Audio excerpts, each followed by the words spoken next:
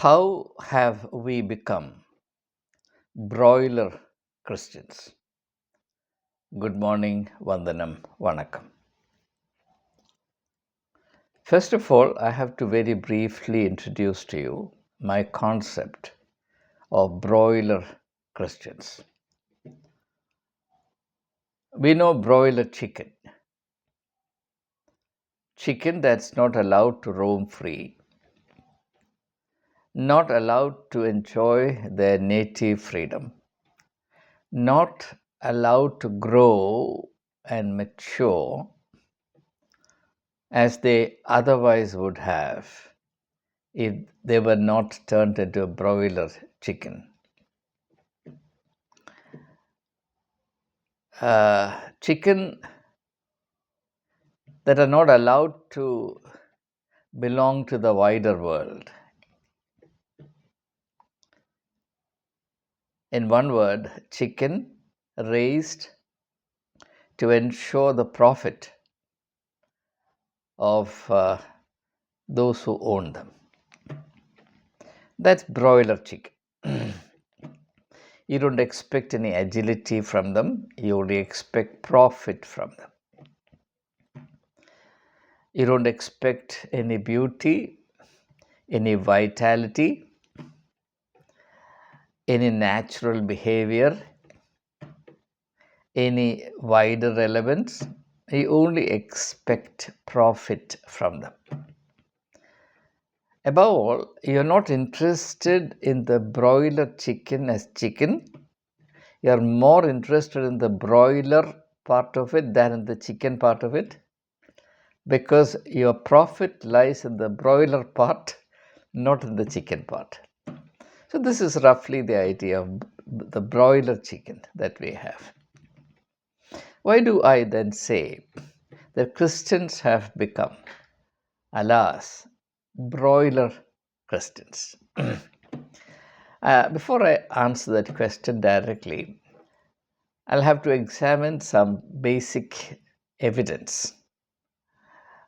So we use what is called the inductive method. The inductive method. That is, you proceed from the given to the larger question. Deductive method is the opposite. You begin from the generalities and come to the particular. Let's use the inductive method, which is supposed to be more scientific. Now, every Christian is required to belong to one Christian group or the other, one Christian denomination or the other, one fellowship or the other, one parachurch or the other. Now, this is a natural aspect, so it would seem prima facie, of the importance that the Christian faith lays on fellowship. Whether or not we understand fellowship is a different question, but let that be. So, in order to have fellowship, you need more than one. Therefore, you belong to a group. The group may vary in size. It doesn't matter. As Jesus said, where two or three gather together in my name, there I am in their midst. This is Jesus' idea of the church. Jesus never envisaged building, structures, money, power, campaigns, crusades, and all the rest of it. Ponderous laws and bylaws. So, while this is a natural need, just as we belong to various families, where the difference between a family and a church begins is that in a family we are raised, we are nurtured, we are trained, but trained and nurtured for life in the wider world. There is no family that I can think of, except perhaps some aristocratic families that still exist as relics of the past, where its members are raised not to have anything to do with the world, but to enjoy the inherited wealth and the distinction on account of their ancestors. So, in almost every family that we know, children are raised to belong to the wider world. Otherwise, we would not have sent them for education.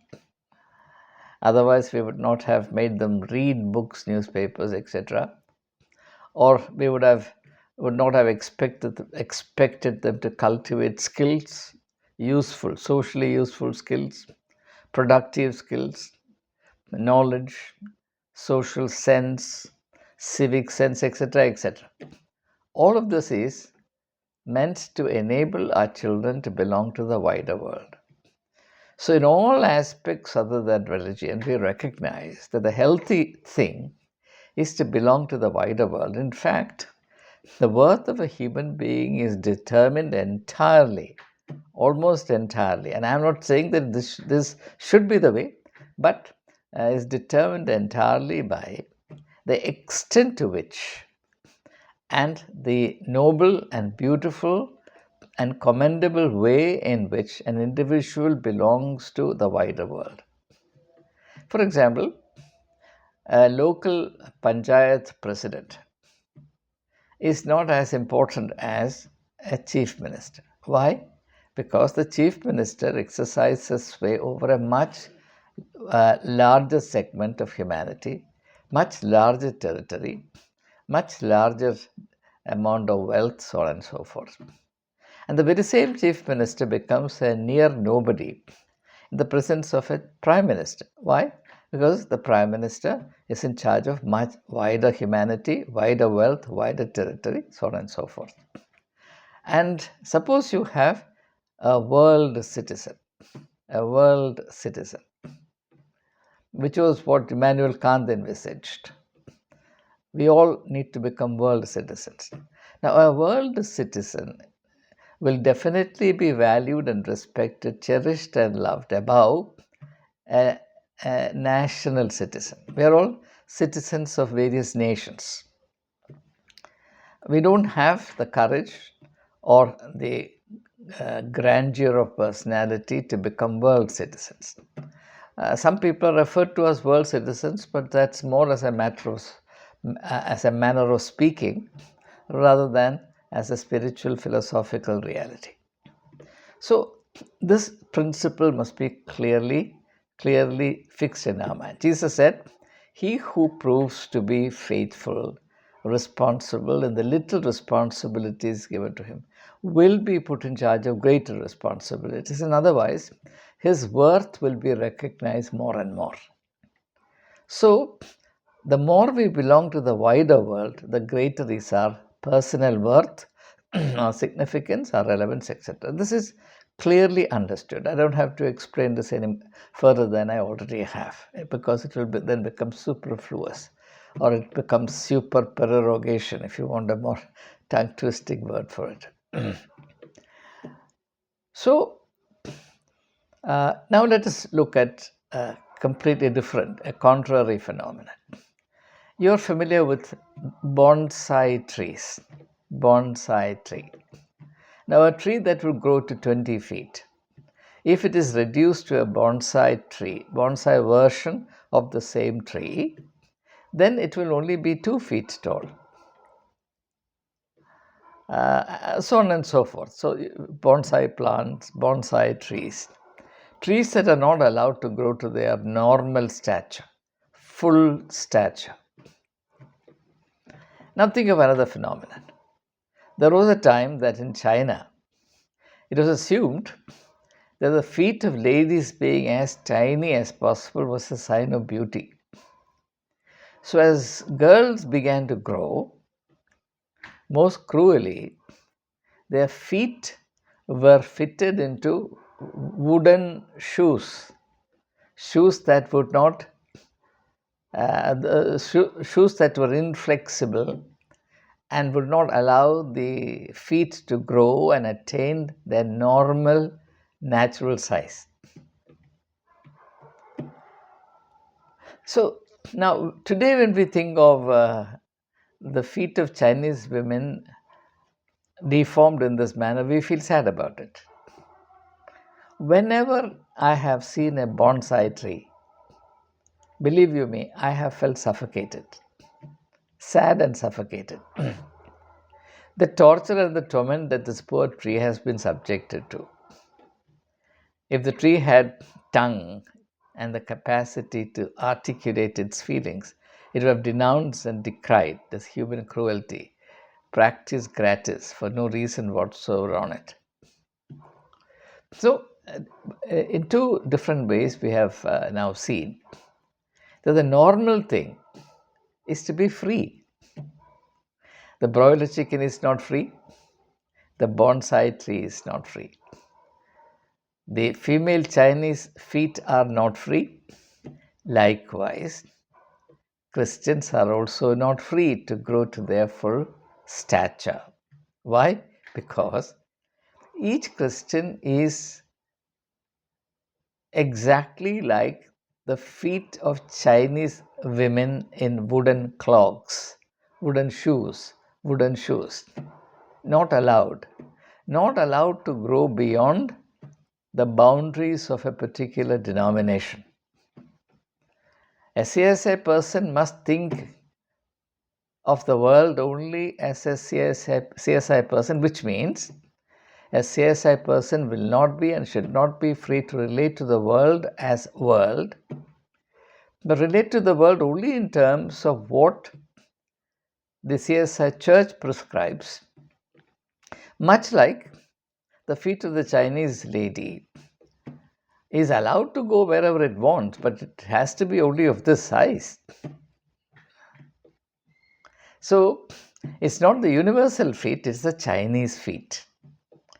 In a similar manner, a Marthomite can go anywhere he wants. A CSI person can go. A Catholic can go. A Methodist can go. A Presbyterian can go.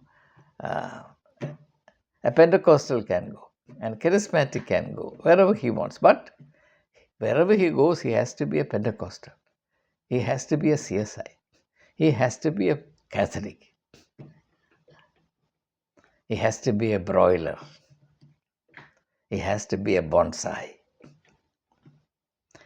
Whereas, what is required of us if we are to fulfill our destiny as human beings, as spiritual creatures, created in the image and likeness of God, is our growth to a full stature. Please, for God's sake, tell me how a person can, how a Christian can be like Jesus if he doesn't grow to his full stature. Do you think Jesus was a bonsai Jew?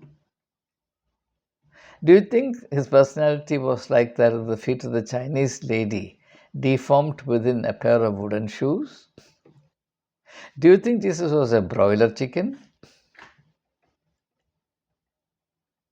It was only because Jesus rejected lock, stock, and barrel, the traditional time-old religious project of reducing believers to bonsai trees and broiler chicken, that the Jewish Judaic religious establishment had serious problems with him and could not accommodate him any more than a normally developed foot of a Chinese lady would have fitted the wooden shoe meant for the ancient Chinese female foot, uh, which had been reduced to be reduced to the fashionable norm that prevailed then. The Judaic establishment at that time was too small a Chinese shoe, a religious Chinese shoe, to fit Jesus into. The Judaic religious establishment 2000 years ago at the time of Jesus Christ was too small a spot where Jesus, not being a bonsai tree, could be fitted. That was the reason why he had to be crucified. And Christians who sentimentally meditate on the cross every Good Friday do all their meditations very piously, very faithfully, but in complete, I dare say, complete oblivion to this basic fact The spiritual mission and the redeeming vision of Jesus Christ was all about liberating human beings. And I'm not saying this for the first time. You read the 18th verse of the 4th chapter of Luke's Gospel. Jesus says, I have come to set the captives free. Are you a religiously inclined person? Says Jesus. That's not what I'm saying. Then you are like the bonsai tree. Then you are like the broiler chicken. Then you are like the foot of the Chinese lady in ancient days. You don't know it because every person who is religious is exactly the same, and therefore you think this is normal. Then you think that the heavens will fall if you don't continue to be like this. And you have also been trained to resent, distrust, and if possible, destroy every possible change and improvement. That's called orthodoxy. And orthodoxy is then misrepresented as faithfulness to God, whereas God's will, as Jesus made so clear, is that we should grow to our full stature. But organized Christianity in the form of various churches would insist, yes, you grow to your full stature, but only within the coop of my broiler hen, or within the Chinese shoe that I supply. And this anomaly, this insult to humanity has to be recognized if you're interested in doing justice to yourself. Now, for a little while, let us examine Jesus' vision for humanity. One of the most beautiful, one of the most meaningful parables Jesus taught is a parable of the mustard seed. I don't think there is anybody among Christians or non-Christians unfamiliar with this parable. A mustard seed falls down, sprouts into a small sapling. It grows and grows and grows. Just imagine, grows, grows, grows. And grows to what extent? It sends its branches to the end of the world. Do you think he's talking about the mustard seed nature and not talking about human beings? Jesus is saying in a parabolical fashion that the growth of every human being, particularly if he thinks of himself as a believer or a spiritually enlightened person, must be truly universal. You cannot blend universality and parochialism together. Either you are a parochial person or you are a universal person. Either you are a bonsai mustard tree or you are a mustard tree in the kingdom of God. This mustard seed will grow and send its branches to the end of the world only if it's in the kingdom of God. A mustard tree in nature does not do that. It cannot do that. So, the decisive factor here is outgrowth. Growth is always outgrowth, as I've argued in one of my books titled Beyond Religion, Imaging a New Humanity, published by Piparan's book publications, United Kingdom. Now think of, let's examine some more evidence pertaining to Jesus' idea of being human. Jesus said, you're the salt of the earth. Of the earth. Every Christian today, if he's truly faithful as Christians, has understood today, should shout Jesus down, because we can understand if had Jesus said, you must be the salt of the Marthoma church, you must be the salt of the Catholic church, you must be the salt of this church or that church. Salt of the earth? Impossible. Not only impossible, unacceptable, terrible, subversive, dangerous. But Jesus did not stop there. He went on to say, you're the light of the world. Acceptable to whom? Light of the Marthoma church? Light of the Catholic church? Yes, yes, yes. Light of the world? Forget about it. And yet, every Christian is supposed to be a member of the kingdom of God. Now, I appeal to all of you, please tell me how you can reconcile these two absolutely contradictory situations. On the one hand, You are an exclusive Marthomite, exclusive CSI person, exclusive Catholic, exclusive this denomination, exclusive that phenomenon. And on the other hand, you also claim that you are a member of the kingdom of God. You can say that only because you don't understand the kingdom of God as Jesus envisaged. Why did Jesus evolve and enunciate the idea, the doctrine of the kingdom of God? He did so precisely to liberate the Jews from their parochialism, aggravated by their ethnocentric pride. To the Jews, only the Jews mattered. So they had this theory of special election. They were specially chosen by God, and therefore they alone belonged to God. They had a monopoly over God.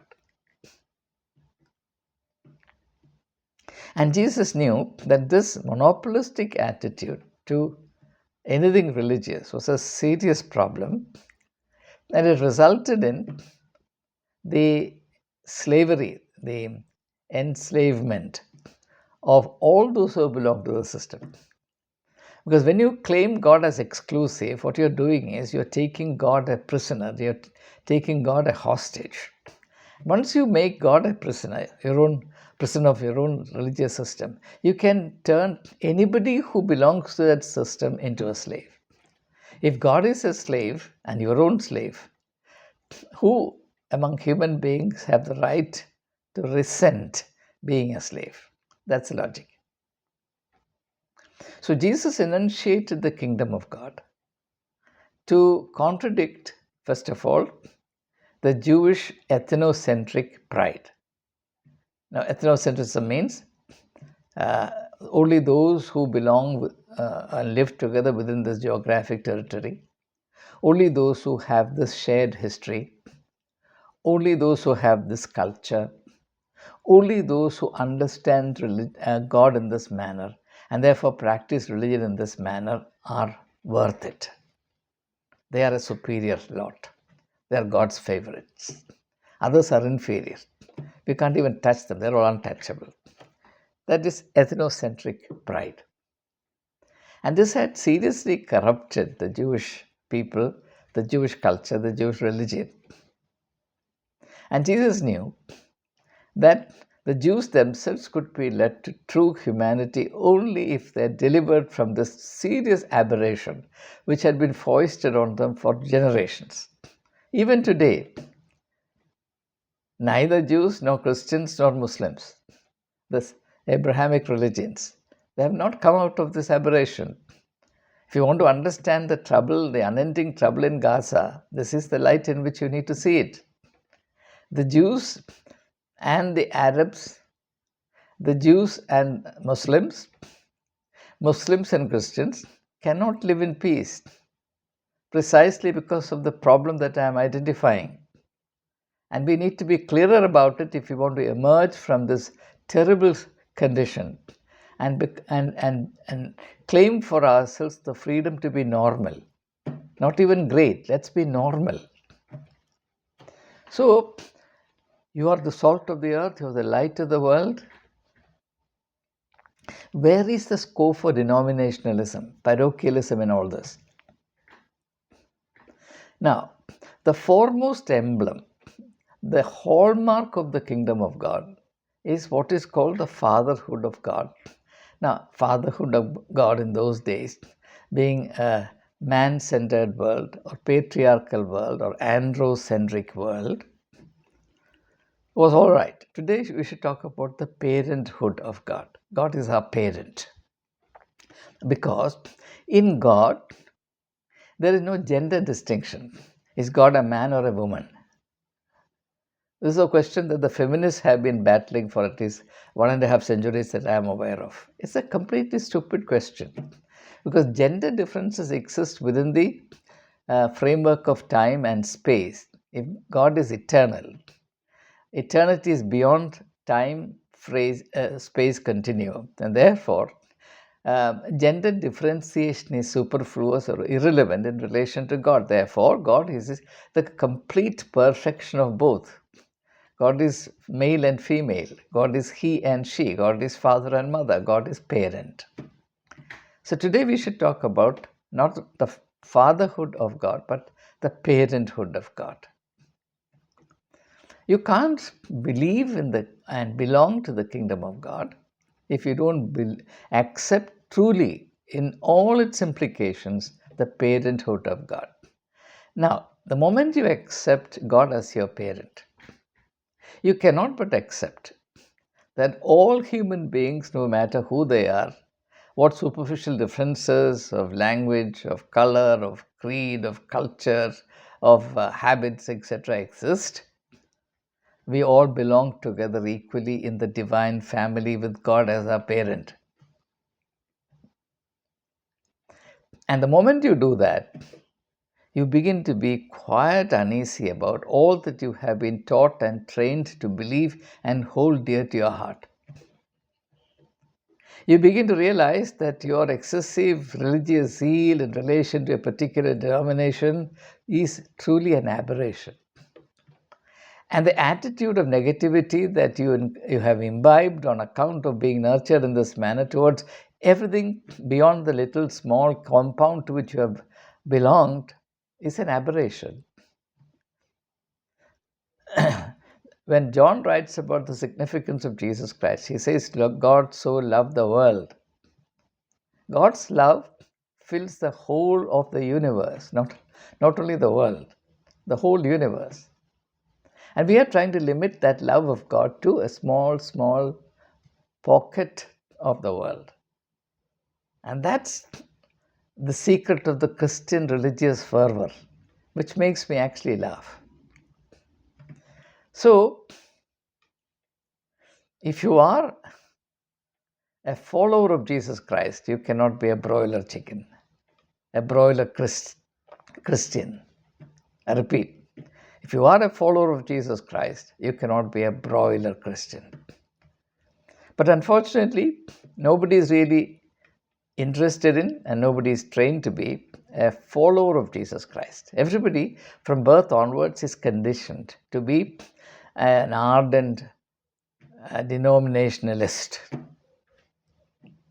And the extreme seriousness, absolute seriousness that individuals without any understanding of the logic thereof attach to this denominational culture, that denominational practice, this denominational outlook of contempt, hostility, and alienation towards all other fellow Christians, and all the various cheap, disgusting practices that have been fashioned over a period of time, utterly stupid, senseless, that which militates against the vision of Jesus Christ.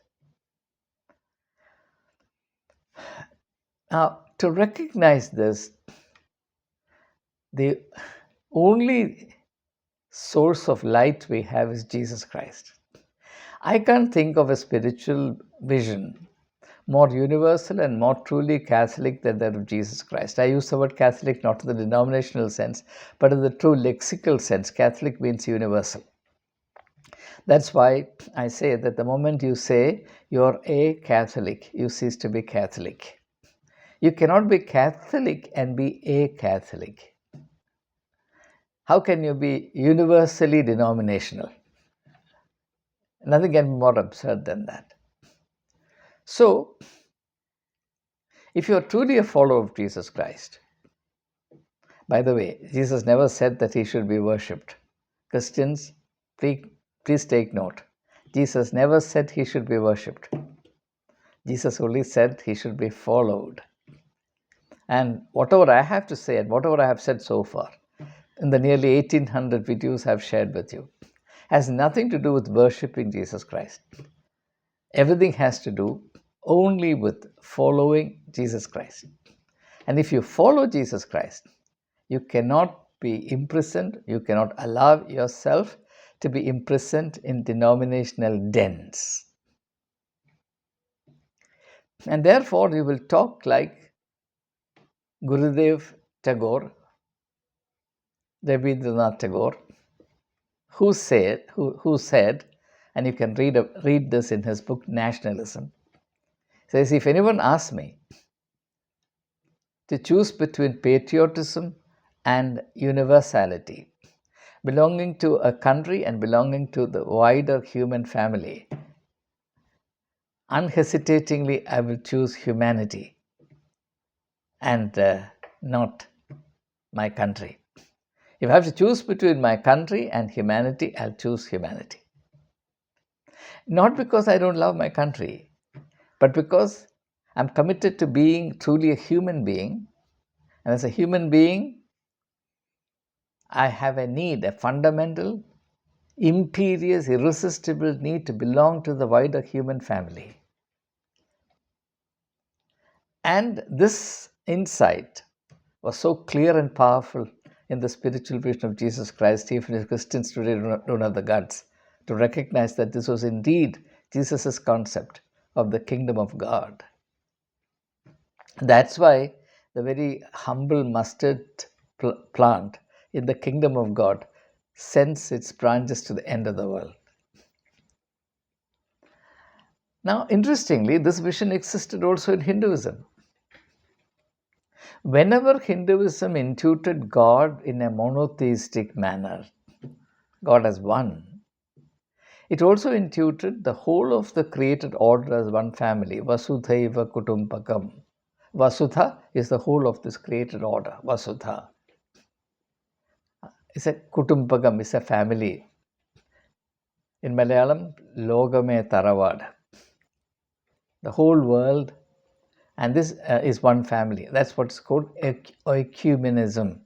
Ecumenism. Oikumene is the whole is family, the whole world, everybody belonging together in the same wider family.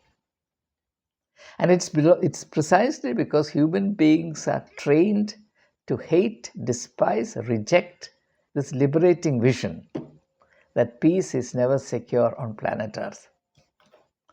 There's only one way in which peace can be established in this world, and that is for people to accept that we all belong equally together in the wider family of humanity. That all these differences of nationality, culture, religion, etc., are man-made. All boundaries are drawn by man, and therefore they're ultimately irrelevant, obsolete, unacceptable, and inadmissible in the plan of God. Inadmissible in the plan of God. So, unfortunately, Christians who should have been the light of the world are far, far away from this true Christological, that is, Christ-centered vision of life, life of the whole world. They have been pressure fitted into Chinese shoes of denominationalism. They have been accommodated in the bonsai pots of exclusivity. As a result, a Christian is diminishing in stature. His heart is shrinking. His brain is getting desiccated.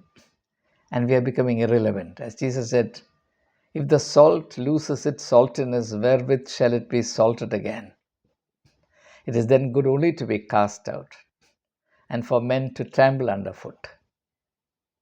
It's a very clear and disturbing teaching, sober teaching.